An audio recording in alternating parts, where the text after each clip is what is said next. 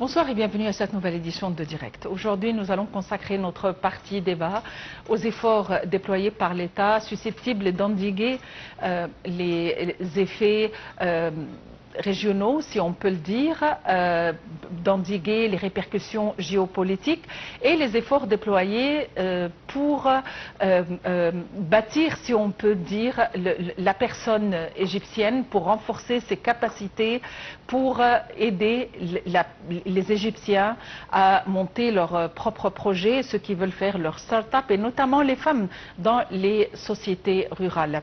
Il y a eu plusieurs initiatives, telles Mastoura, initiative Bedaya et autres, pour aider les femmes et les jeunes à aller de l'avant, à endiguer les répercussions de l'inflation mondiale, à endiguer les répercussions géopolitiques, si on peut le dire, et aller de l'avant. Pour nous donner beaucoup d'éclaircissements, nous avons le plaisir d'avoir aujourd'hui au studio avec nous notre cher ami docteur Docteur Amr Saleh, bien sûr, docteur Amr Saleh, professeur d'économie politique et ex-conseiller de la Banque mondiale. Docteur Amr Saleh, bonsoir et bienvenue avec nous. Bonsoir Ma, toujours le plaisir, toujours le mien. C'est toujours un plaisir de vous avoir avec nous ici au studio. C'est une grande nostalgie d'être toujours là avec vous dans le studio que j'avais connu il y a 25 ans. Oui, bien sûr. Vous êtes un invité fidèle, un commentateur extraordinaire, Merci. Un analyste politique. Et c'est toujours un plaisir de vous avoir avec nous ici au studio.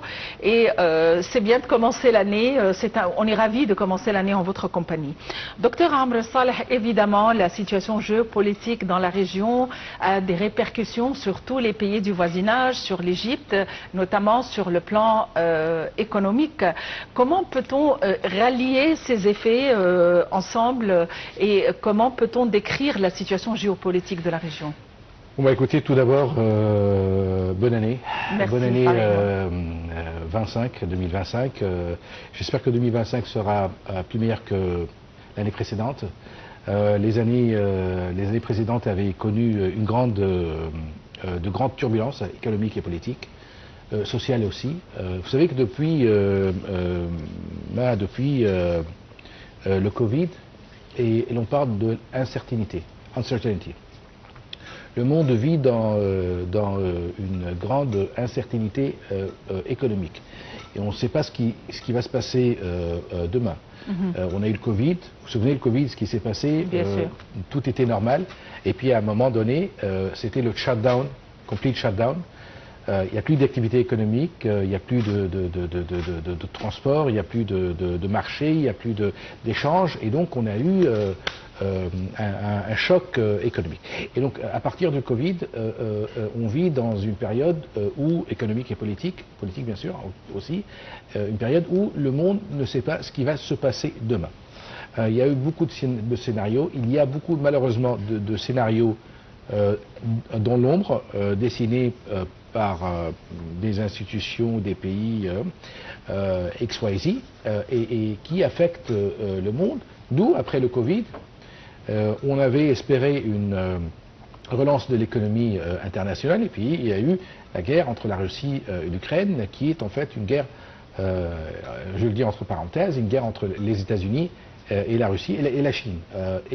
Avec toutes ces répercussions, avec toutes ces conséquences économiques en ce qui concerne les échanges internationaux, les prix des produits alimentaires, les chaînes de production, et aussi toutes ces turbulences concernant le prix du pétrole, les prix de l'or, les matières premières, qui affectent l'échange et les échanges commerciaux dans le monde.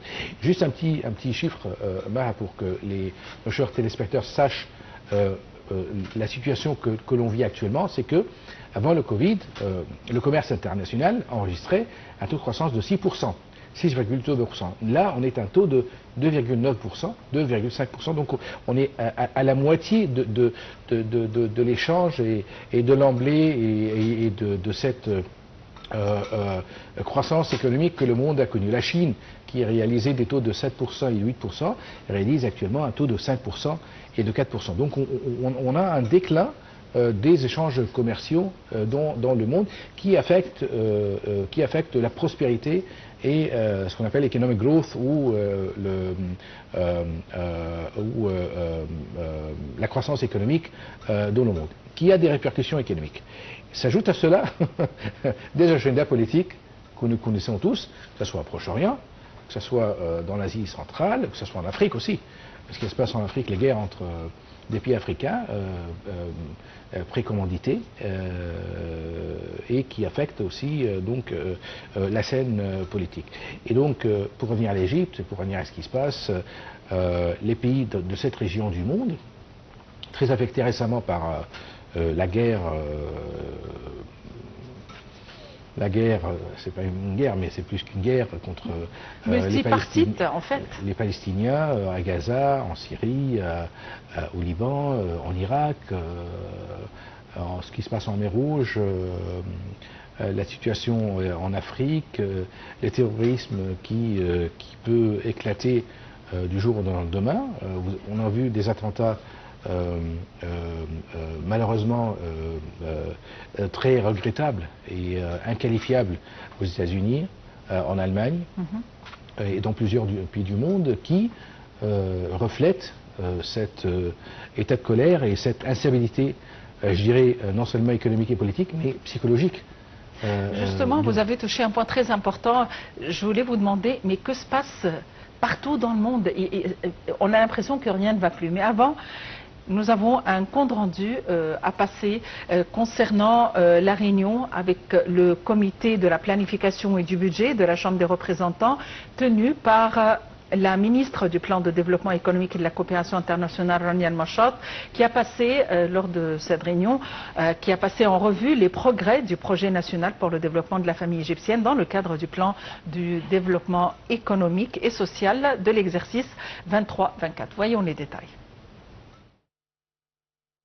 Lors d'une réunion avec le comité de la planification et du budget de la Chambre des représentants, la ministre du Plan, du développement économique et de la coopération internationale a passé en revue les progrès du projet national pour le développement de la famille égyptienne dans le cadre du plan de développement économique et social de l'exercice 2023-2024.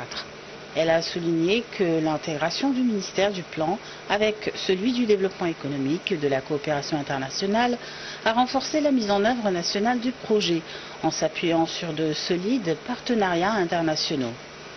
Ces collaborations ont permis de faire avancer l'initiative qui a obtenu un financement de 2 milliards de livres égyptiennes. Les principaux partenaires sont le ministère de la Santé et de la Population, le ministère de la Solidarité sociale et le Conseil national des femmes. En octobre 2024, le projet aura bénéficié à environ 28 millions de citoyens, les femmes représentant 90% des bénéficiaires. Notamment 66% des participants se sont engagés dans des interventions culturelles et de sensibilisation, alors que 31,5% ont été soutenus par des programmes d'autonomisation économique. Le projet a franchi plusieurs étapes, notamment le lancement pilote de 10 centres de développement familial avec 3 centres supplémentaires achevés sur les 52 prévus. Ces centres offrent des services vitaux comme la santé familiale, la garde d'enfants et les soins maternels. En outre, 1641 classes maternelles ont été créées ou améliorées, dépassant l'objectif initial de 1000 classes. Axée sur l'autonomisation économique des femmes, l'initiative a mis en place des formations approfondies en matière d'analphabétisation financière, d'inclusion et d'entrepreneuriat.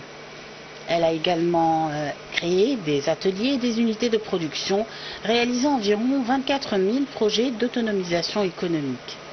Ces efforts ont généré des opportunités d'emploi par le biais de micro-entreprises, d'initiatives de production familiale et de centres de formation professionnelle, contribuant ainsi de manière significative au développement durable en Égypte.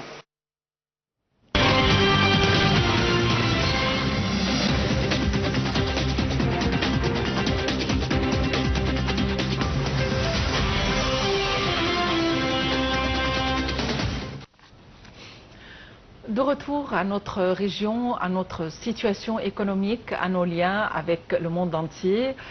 Évidemment, à l'heure actuelle, nous ne pensons pas à partir d'une perspective individualiste, mais nous pensons par région, à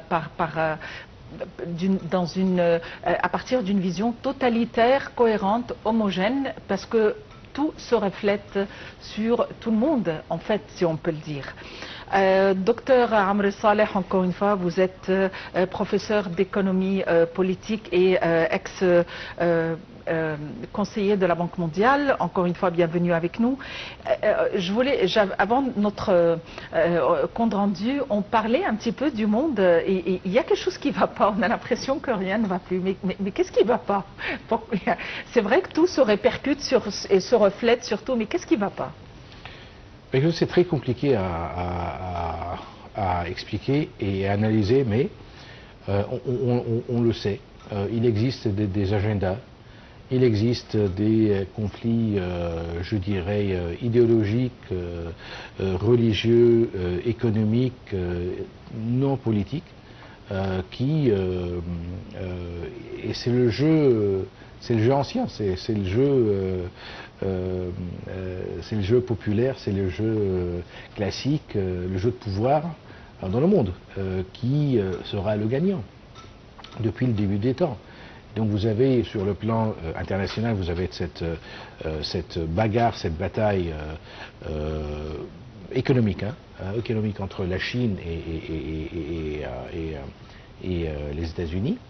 Je crois que, et je l'avais toujours dit, la guerre, la Russie et l'Ukraine est une guerre stratégique, mais l'adversaire primaire initial, c'est la Chine, ce n'est pas la Russie. On voudrait que la Chine soit intégrée et involve et fait partie d'un conflit avec la Russie. Et donc cette guerre économique, en fait, économique entre la Chine et les États-Unis est à l'origine de beaucoup de troubles économiques sur la croissance économique dans le monde. Et puis vous avez dans certaines régions du monde, vous avez aussi des conflits idéologiques, religieux, je dirais, comme le conflit du Proche-Orient. Et c'est un conflit qui est ancien, qui, à mon avis, date de 3 ou 4 ou 5, 6 siècles, et qui remonte, je crois que, à mon avis, qui remonte au temps des croisades. Et donc ce conflit entre le Nord, le Sud, l'islam et le monde chrétien se reproduit aujourd'hui au Proche-Orient avec ou sous une autre forme, tout simplement.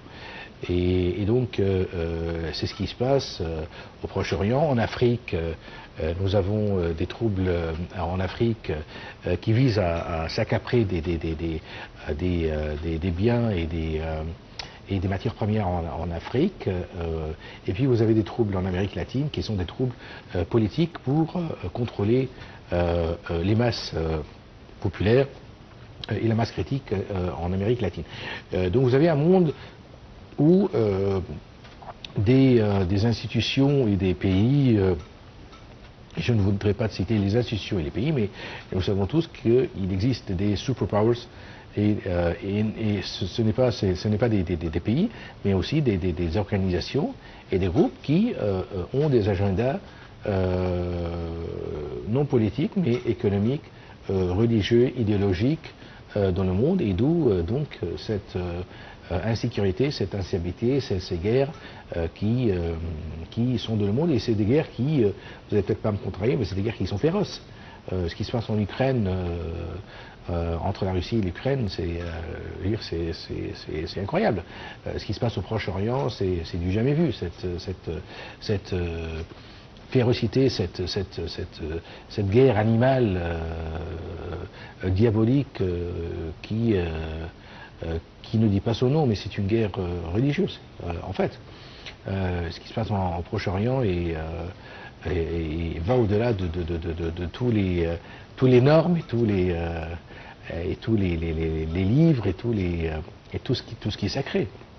Et l'Égypte, dans ce cas, entreprend des démarches, évidemment, à travers des initiatives, à travers des décisions, à travers des contacts et des accords, un petit peu pour essayer d'endiguer les répercussions, que ce soit sur le plan africain, nos échanges intra-africains, nos échanges avec les pays arabes, nos échanges avec les grands pays industrialisés ou avec l'Occident. Oui. L'Égypte a toujours essayé depuis longtemps, depuis le début des temps. L'Égypte est un pays très pacifique.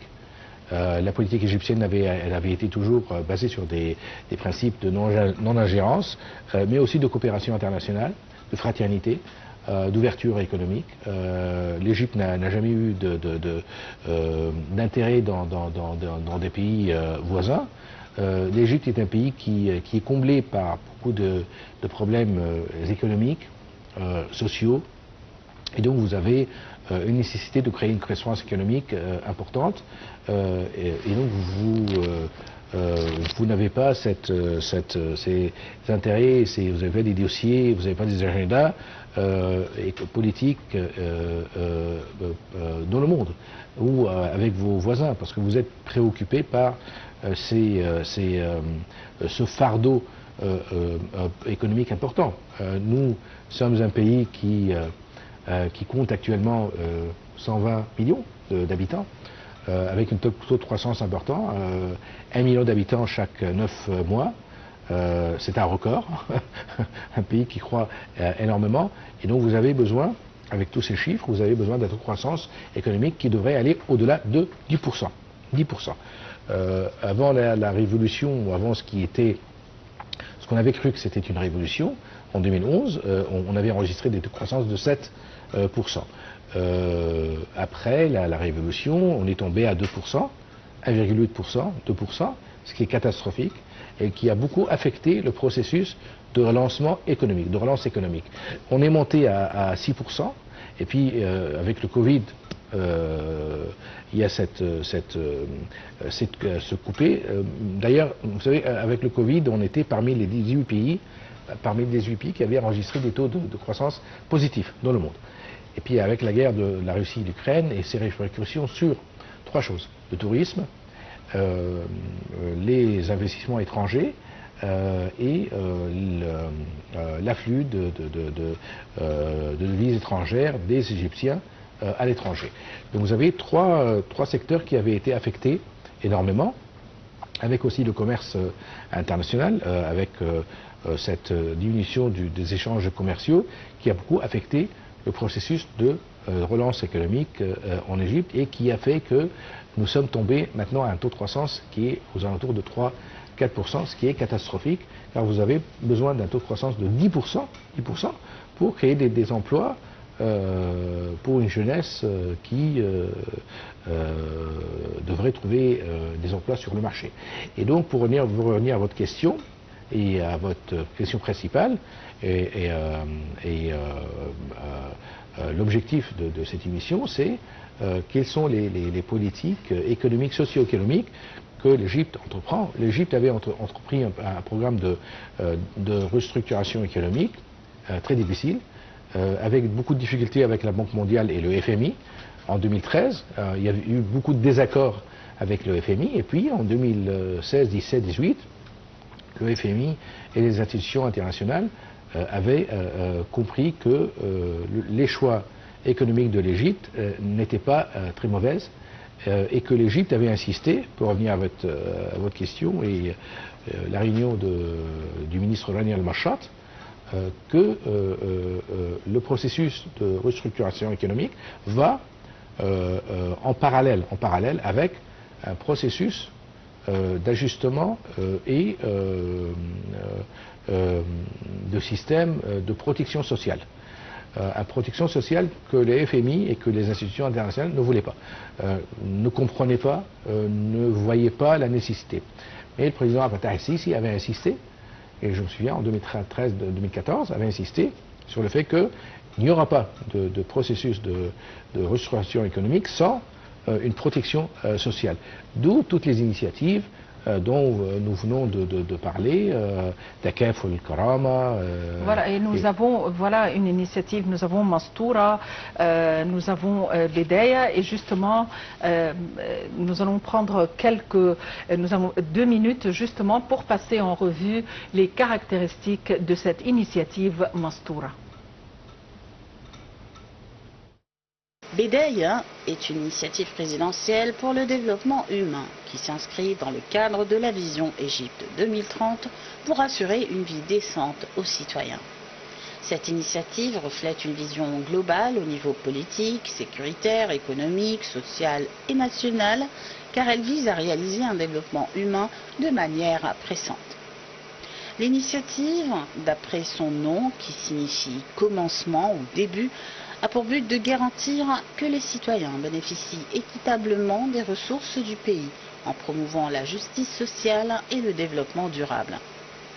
Bedaya se concentre sur 5 domaines: l'enseignement, dont le but est d'améliorer les méthodes d'enseignement afin de répondre aux besoins actuels du marché du travail, la santé, avec l'objectif d'améliorer les services sanitaires et les soins médicaux, le développement économique afin de soutenir les petites et moyennes entreprises et de créer des opportunités d'emploi pour les jeunes et les femmes, les infrastructures, y compris les moyens de transport, afin d'améliorer les conditions de vie dans les zones rurales et urbaines, ainsi que la protection sociale qui vise à mettre en place des programmes de protection en faveur des familles à faible revenu, des personnes âgées et des personnes aux besoins spéciaux. Elle vise également à former des générations créatives et innovantes, capables d'utiliser les technologies modernes et possédant les compétences nécessaires pour le marché du travail. En plus, à travers Bedaya, le gouvernement, en coopération avec le secteur privé, la société civile, envisage de mieux développer les secteurs du sport, de la santé, de l'éducation et de la culture. Par le biais d'une collaboration avec le ministère de la Justice et celui des Affaires parlementaires, juridiques et de la coordination politique, Bedaya envisage d'établir des lois assurant la protection sociale. L'initiative cible divers groupes de la société. En plus des vaccinations, l'initiative garantit une nutrition adéquate aux nourrissons jusqu'à 2 ans et des conseils familiaux par an afin d'assurer une croissance saine à travers des services fournis par les ministères de la Santé et de la Solidarité sociale.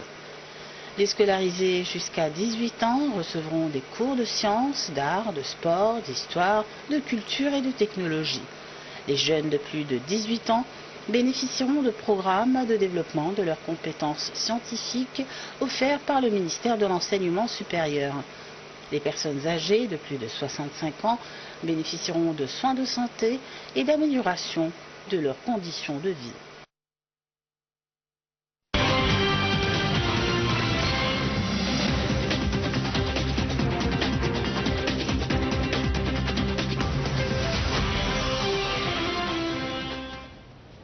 Docteur Amr Saleh, à quoi doit-on s'attendre durant la période post-Trump? On doit s'attendre, à mon avis, à des guerres économiques. On doit s'attendre à plus d'agressivité économique, car vous savez, vous vous souvenez que Donald Trump avait déclenché des guerres contre la Russie, des guerres économiques contre la Russie, contre la Chine, et ça a coûté des milliards de dollars à la Chine. Ça a coûté, si ma mémoire est bonne, ça a coûté à peu près de 350 milliards de dollars à la Chine et 150 milliards de dollars aux États-Unis à cause de l'augmentation des douanes et des taxes et des douanes. Et donc on s'attend. Et puis on se souvient aussi de cette fameuse histoire de Huawei, la directrice de Huawei, qui avait été détenue au Canada, je crois, et avait été demandé d'être rapportée aux États-Unis. Il y aura, à mon avis, avec cette second tour et cette deuxième présidentielle de Donald Trump, je crois qu'il y aurait davantage d'agressivité économique du président américain pour réaliser ce qu'il n'a pas pu ou ce qu'il n'a pas réalisé au premier présidentiel. Donald Trump est quelqu'un est un président nationaliste, je dirais. Son alliance au cours de cette deuxième présidentielle avec le secteur privé et avec non seulement le secteur privé, mais avec les top shots et les gourous, je dirais, de l'industrie et des finances, fait peur. Et donc il y aura des comptes rendus et à mon avis il y aura un marché politique entre la Maison-Blanche et les figures de proue de l'industrie et des finances. C'est un modèle qui se reproduit avec, si vous vous souvenez, avec George Bush le fils. George Bush le fils, qui avait donné beaucoup d'avantages au business et qui avait mené, si vous vous souvenez, à la crise économique aux États-Unis, qui avait mené à l'échec des politiques de George Bush et de George Bush lui-même, le fils, et l'arrivée au pouvoir de Barack Obama.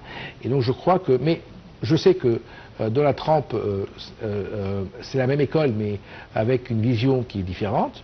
Le type sait comment gérer et manipuler l'économie américaine.